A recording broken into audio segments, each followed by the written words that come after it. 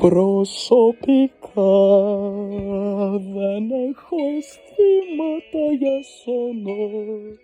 Φιλικά, μονάχα βήματα δειγμένα, ερωτικά, που μ' αναγκάσουν να φεύγω βιαστικά. Προσωπικά,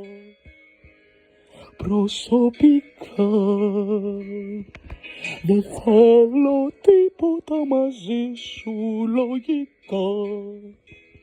Μου πάει ο ήχος της φωνής σου τραγικά και δεν αλλάζω το κορμί σου με την άψογη ζωή σου τελικά. Προσωπικά εγώ τρελαίνομαι το παραμύθι σου και να φαίνομαι.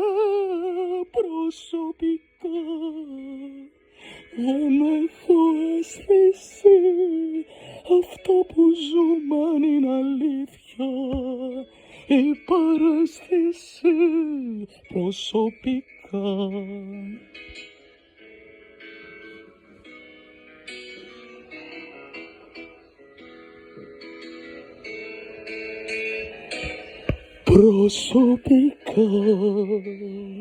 τυχαίνει βράδια με τραγούδια λαϊκά, ντυμένη κι άδεια κι αφημένη γενικά, να μεταφράσω τη σκηνή δραματικά.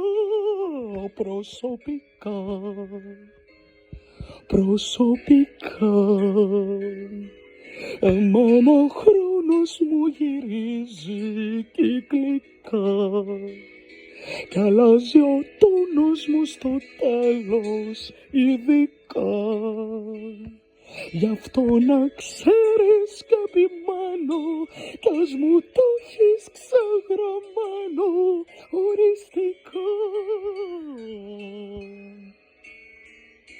Προσωπικά εγώ τρελαίνομαι το παραμύθι σου και να φαίνομαι. Προσωπικά.